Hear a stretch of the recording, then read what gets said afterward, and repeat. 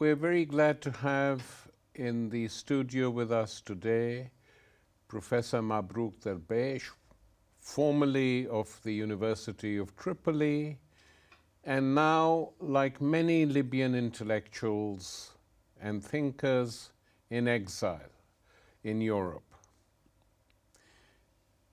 It's fortuitous that we have Mabrouk in the studio with us today, because picking up a copy of the Arab business magazine, online business magazine, this morning, arabbusiness.com, I learned two things.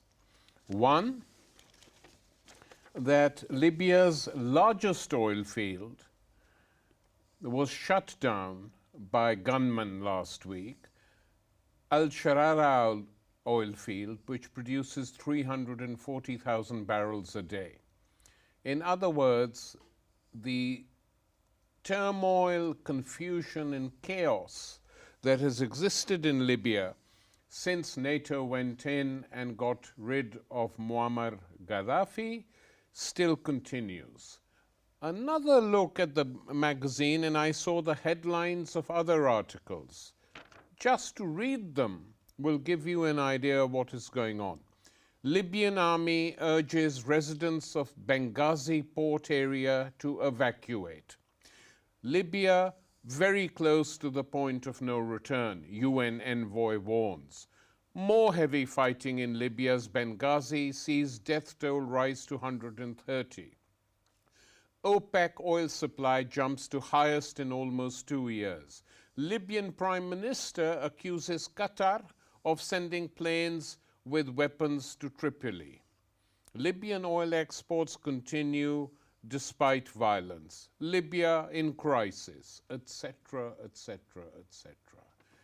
Now, Mabrouk, when you and I first met on the streets of Tripoli several years ago, and we were walking in the city, there were two things we talked about. One was the growth of religiosity, I remember, but second, how calm the city was. We went and had coffee in a number of cafes, and then we went to a particular place where you were very open in your criticisms of the late President Gadaffi to me, right, saying it was a joke, the country couldn't run like that anymore, change was needed. Well, change came, Mabrouk, right, and how?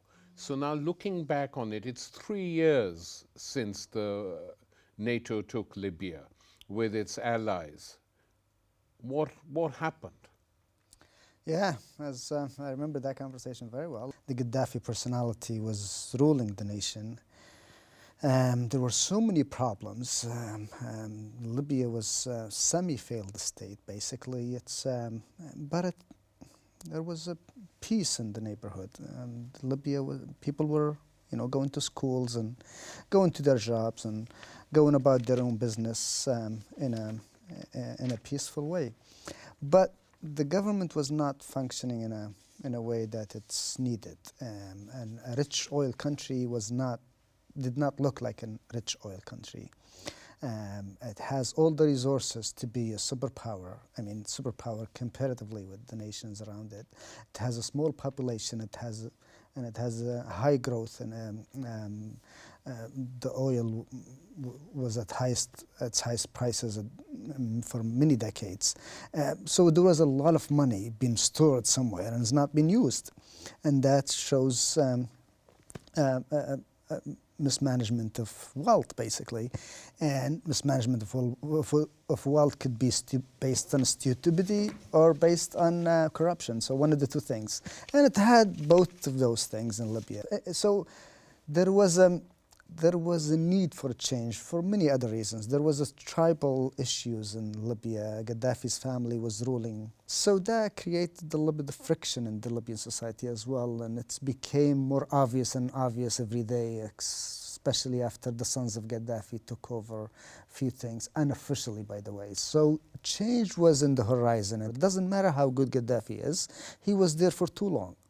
So when you overstay your stay, you need to be kicked out somehow and somewhat. And that's what happened. And it was, you know, the Arab Spring had begun. Has begun, and it was contagious.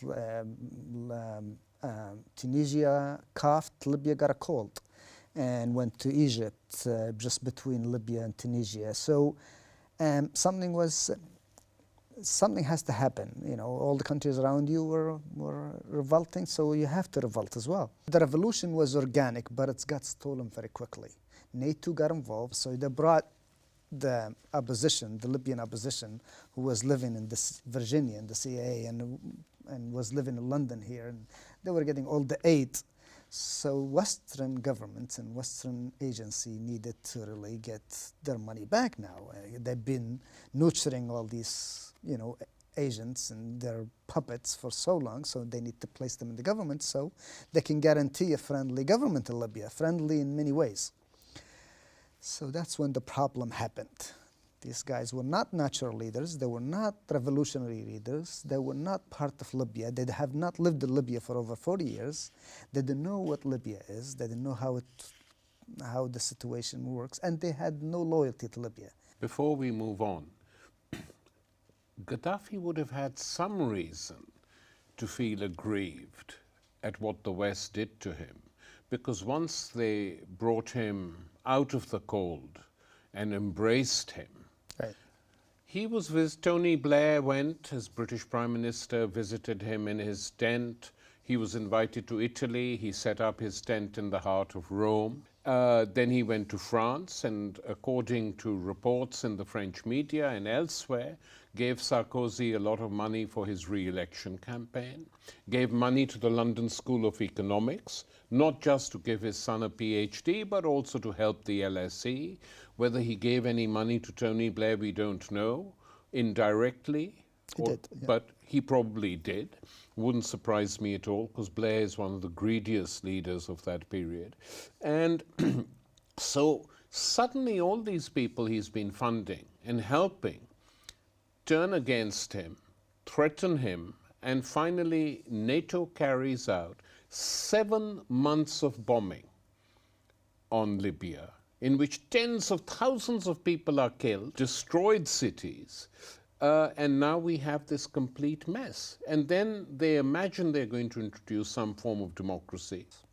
This is true. Yes. It's very true, and every Libyan knows that. And when Libyans want to do away with Gaddafi, they wanted a democracy as a substitution. Almost every Libyan voted, except the ones that were they're in exile in Tunisia and in Egypt. They were not allowed. But relatively it was a good experience. So, and you had most of Libyans asking for a secular government. That tells you something about the society. 80% is not a small number, and the numbers can be even higher. Suddenly the West comes in, the beacon of democracy, you know, Hillary Clinton with her government, the White House and all that, coming to Libya and telling Libyans, no, sorry, your democracy is not really good enough. Your democracy has a problem and needs to be fixed. You do not know how to practice democracy. You chose secular government, that's not good. Basically, that's how bad it looked. And people were in shock. And the result was in the second election, where almost about 15% of the population showed up, and they elected just anybody. So this is one of the issues that I think it shows how people really lost faith in democracy in Libya, how the West can mismanage something that it's still in the building stage, instead of enforcing this feeling that you really could have a democracy in North Africa, a real democracy, similar to that in the West, and you can deal with it that way. But the West is keen on having some guy in there that can control a puppet, and that's a problem. And it seems to be that this puppet now, the trend is the puppet to be one of those radical Islamic groups which have no support amongst the local population. Muslims in Libya and in North Africa do not want radical groups, do not want Muslim government or Islamic government. But Mabrouk, I agree with you, of course, that the actual mass movement which sprung up in Libya against Gaddafi was organic. There's no doubt about that. It was Absolutely. genuine. It was a grassroots movement. Absolutely. The problems were real Yes. in Libya. Yeah. Yeah.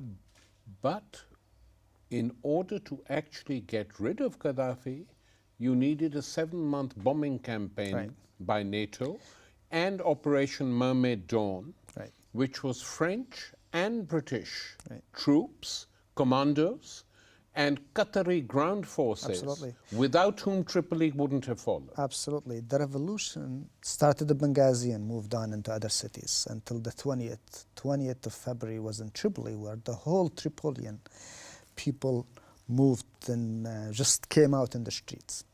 This had the blessing of most Libyan people, had the blessing of almost, even Gaddafi supporters. They just walked away and they said, we know what this looks like. This is a revolution. We're out of this. We want nothing to do with this. We're not going to go against the people. But when NATO came in, the mood changed. Completely. Tribes that were against Gaddafi, like the Warfalla tribe, for example. Where is that? It's right here in this city, Bin Walid. This is one of the largest tribes in Libya. This tribe, lives everywhere. This is their center, but they live everywhere. They live here in Sirte, they live in Misrata, they live in Tripoli, large group of them. They live in Benghazi, they live in lots of places here. So, and they live in Sabha. So they have influence in a lot of situations, in a lot of places in Libya. This tribe is completely changed to be with Gaddafi after NATO came in. Because NATO to them meant 1911, an occupation of Libya again by the Italians. NATO to them meant the Christian Crusaders coming to Libya. NATO to them, so they felt that it's better keeping their own dictator than to allow some Europeans coming to Libya to rape their women and kill their women.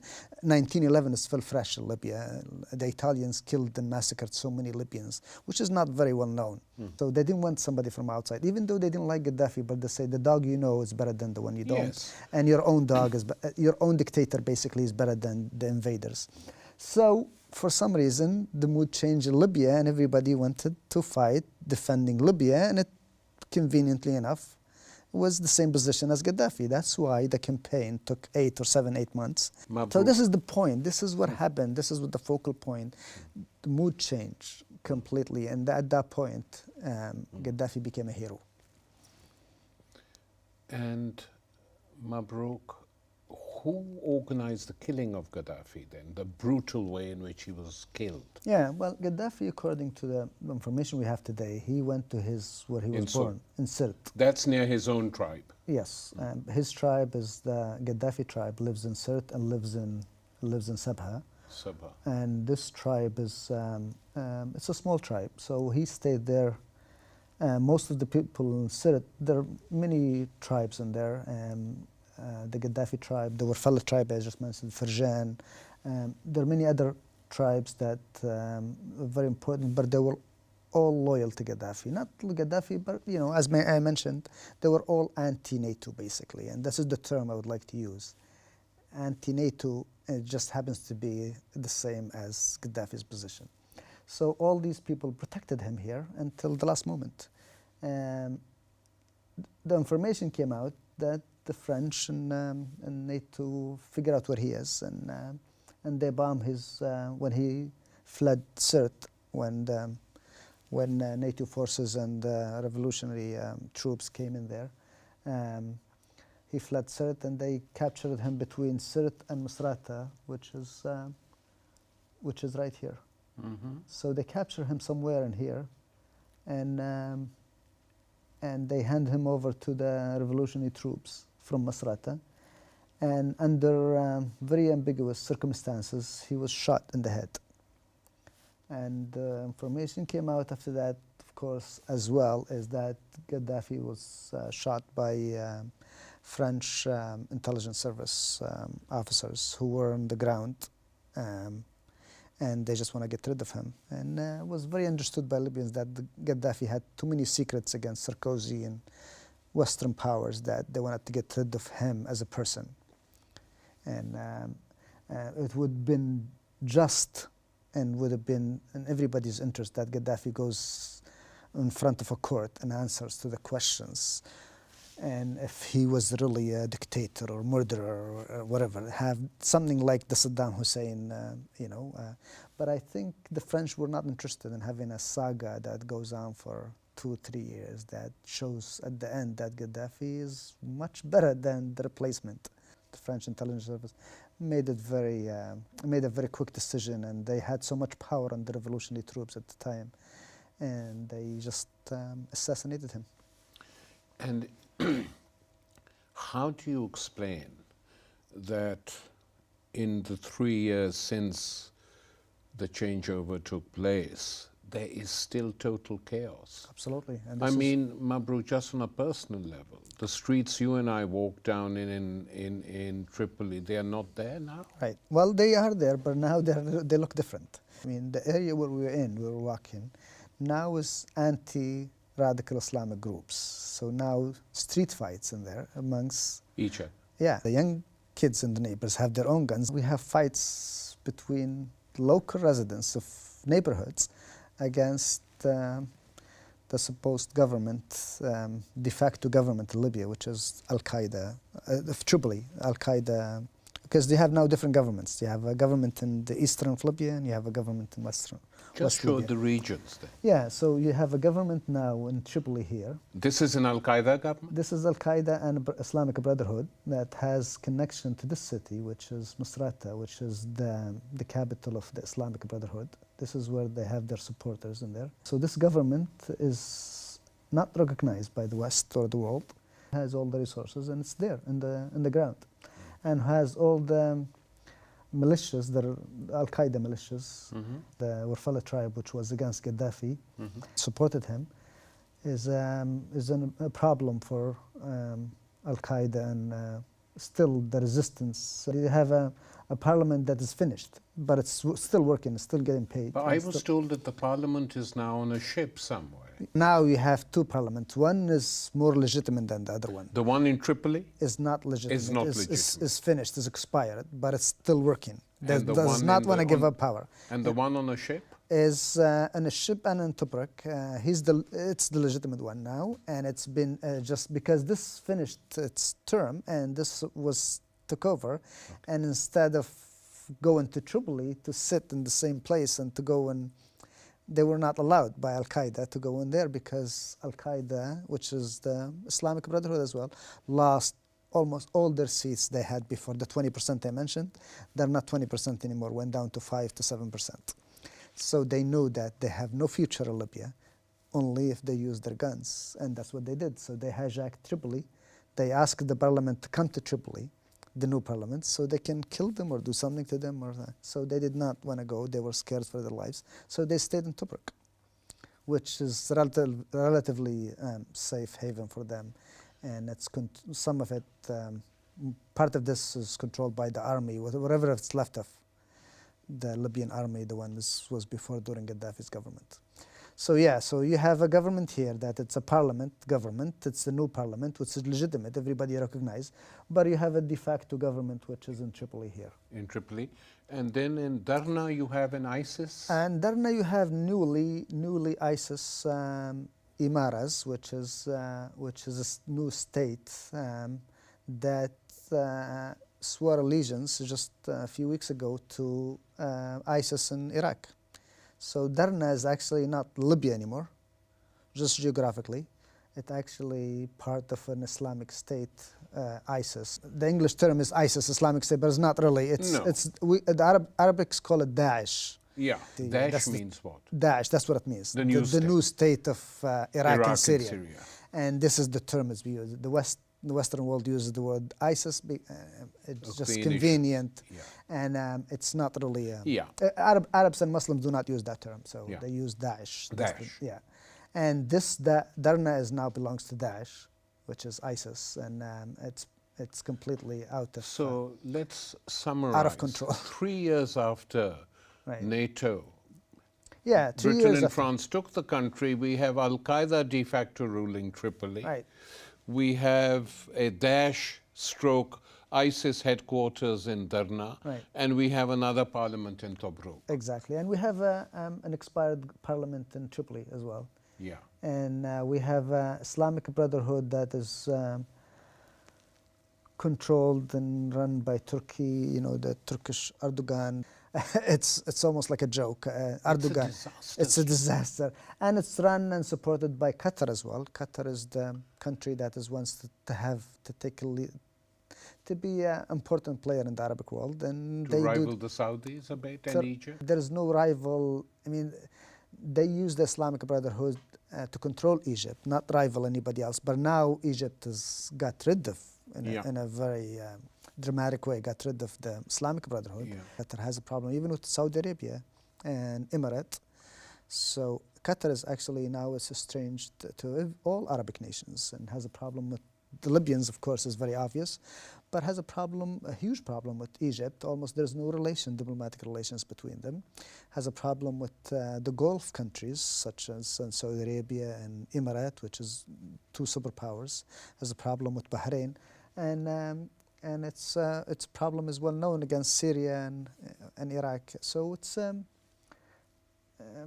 hard to find the intelligence behind their effort, other than creating chaos everywhere. Yes. So that's what they're doing really in Libya, and this is what they did in Egypt was a joke. They supported the Islamic Brotherhood, but they had no real statesman. They had and they present themselves as joke in Egypt. And the Egyptian people revolted against them very quickly, and they came down to the streets. The numbers were extraordinary, about 20 million in the street of Cairo and other cities. So basically, Qatar and Turkey play an important role in destabilizing Libya. And these groups, Al-Qaeda groups, cannot live without the money that's coming from Qatar and the weapons that come into Qatar to Misrata and Tripoli. Because now they have their own airports. They control all the airports in Libya are not functioning except Al-Qaeda airports. So if you want to go to Libya today, you have to go through Al-Qaeda.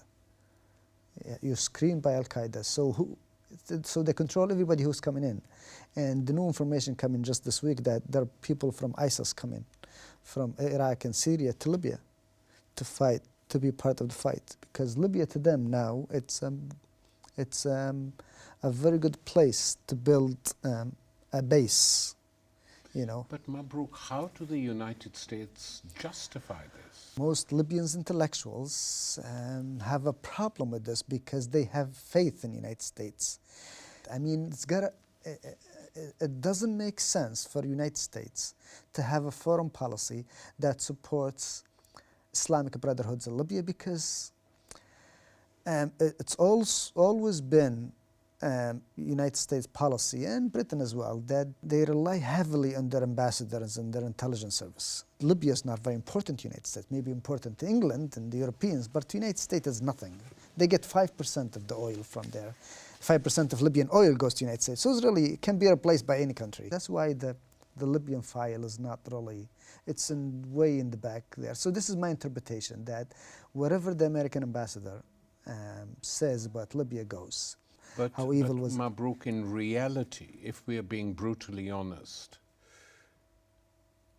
Iraq during the Saddam period and Libya under Gadaffi, despite everything, were in a much better condition than they are today. Absolutely, and there's no doubt about that. Absolutely, it takes a while for democracy to be inserted in a society, especially in societies that are not traditionally democratic.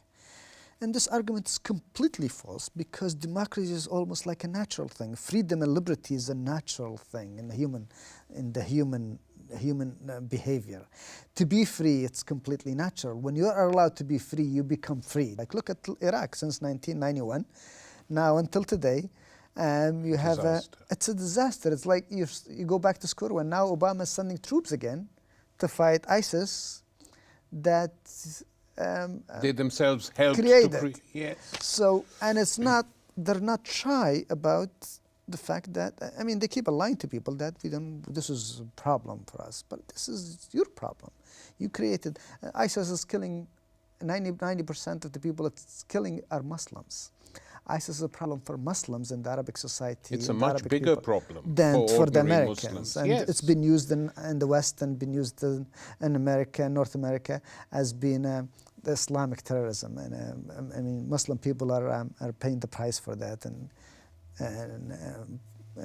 it's becoming a slogan used by Islamophobes and all that. Yeah. To conclude, there is no light at the end of the tunnel in Libya at the moment. Well, I wouldn't say that. There's always hope. There's an activist movement now outside of Libya, also inside of Libya. So there is a second revolution happening in Libya today. This revolution, however, is going to be very slow. Al-Qaeda is very well trained. They have all the resources. They have all the money. And they have the support of the government. They have the support of the US and the Western world. This is how Libyan people see it. And these people are, so there is a local movement to fight all these powers. So it's going to take a while, but it's actually a step in the right direction. And this is the way I see it. It's very important that the West wake up and realize that they're going to lose the battle and they are on the wrong side of things when it comes to Libya. And they need to support the people. And they need at least to walk away from this and let people decide what to do with it.